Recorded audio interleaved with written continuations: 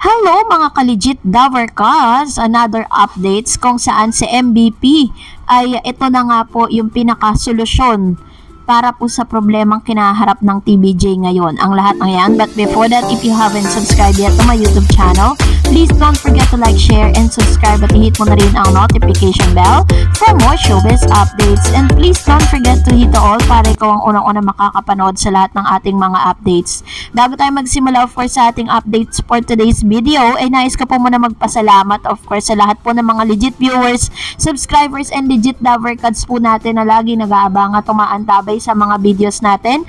Thank you so much. At ngayong araw nga, bago tayo dumako dito, ito pa may relasyon dun po sa ating pag-uusapan ngayon, dahil kung saan noong November 13 po naglabas ang AGB Nielsen ng kanila pong TV rating, lumalabas na ang EAT got 4.5 and Eat Bulaga got 3.7 and Eat Showtime got 2.5. Ito nga yun, ito yung AGB Battle of the Noontime Show ratings November 13, Monday, 4.1 ang EAT, 3.7 ang Eat Bulaga, at 2.1 ang Eat Showtime. So, kung makikita po natin, ngayong araw, kahapon po, naglabas din po sila ng resulta, medyo nagpa-fluctuate, Ito naman po yung ilan sa mga primetime TV ratings kung saan nangunguna yung 24 oras, na merong 16.0, totoo pala talagang merong nagdi-double digit, tapos po 16.0 din, nag-tie po sila ng nito pong ang probinsyano na napapanood din sa TV5 at sa online.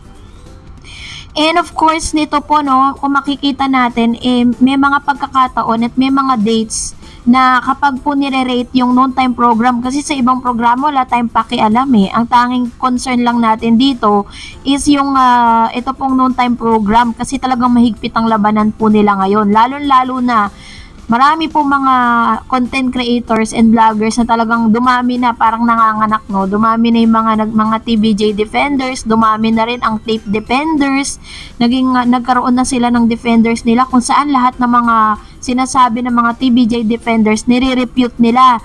Tapos kapag po medyo umangat yung kanila pong rating, todo po yung pambabash nila sa mga TBJ's defenders and followers. So dahil po dito, isa sa mga nakikitang dahilan, kung bakit minsan nagpa-fluctuate, minsan bumababa yung ratings ng noontime program na EAT, na bagay na hindi po maganda, kung tutuusin. And para naman sa TBJ production, parang hindi rin daw po yun basihan para po masabing number 1 talaga sila. Pag nag-consistent po silang number 1, yun talaga matakot na tayo dahil talaga number 1 na. Pero kung ngayon number 1 sila, sa susunod na araw number 3, sa susunod na araw number 2, kumbaga walang consistency. So isa sa mga naiisip na paraan, kasi darating na po pala tayo sa isang pagkakataon na kung saan ang lahat ng TV network ay magiging pantay-pantay na. Kung si Attorney Felipe Gozo na isa sa mga CEO President ng GMA, isa sa may pinakamalawak na transmitter, o yung mga sinasabi nating signal or antenna na meron siya, mas pinalakas at mas pinalawak niya dahil abot niya pati ang mga provinces, di katulad po ng TV5 na may mga part of the Philippines, part of the provinces po na hindi naaabot ng transmitter ng TV5, na bagay na isa sa pinakamalaking barrier, pinakamalaking hadlang at pinakamalaking problema na kinaharap po ng noontime program na EAT, dahil may mga provinces talaga na medyo mababa po sila. Pero pagdating sa Metro Manila, doon po talagang humahatak ng ratings.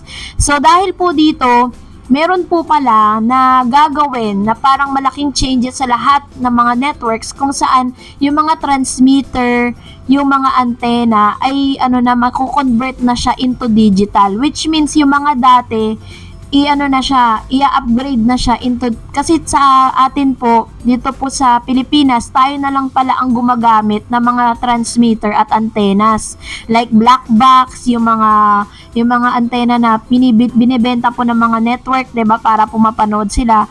Tayo na lang pala.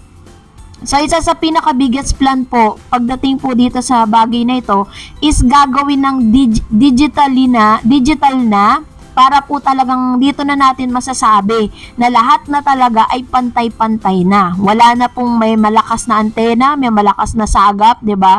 This time, ang ginagawa po ngayon ni MVP, bumibili siya ng mga transmitter, no? Isa sa mga kinakausap niya ngayon ng ABS-CBN while hinaantay pa natin yung digital na transmitter na magagamit po ng lahat ng network para talagang pati po yung online view siguro po masasama na yan sa mga TV ratings, ano. So yun ang abangan po natin dahil soon isa yan sa mga wino-workout ngayon ni MVP dahil isa yan sa mga sinisigaw na reklamo ng ilan sa mga consumers and of course na mga Dover Cats kasi naapektuhan nga naman ang lahat ng mga manonood. So sana lang mas mapabilis po ito pong process na ito. So dahil dyan narito ang ilan sa mga komento po ninyo patungkol sa last update natin. Sabi ni Mr. Manuel Ponce, grabe uli ang tawa ko kay Gimme 5 kanina. Hindi natin masisisi yung mga sumasali kung mabokya. Baka gusto lang nila makita sa TV. Pero dapat next time mga ka-legit Tabarkads, bago kayo sumali, Gimme 5, mag-practice muna kayo. Kasi nga diba yung kahapon, as in wala po silang nakuha. 0.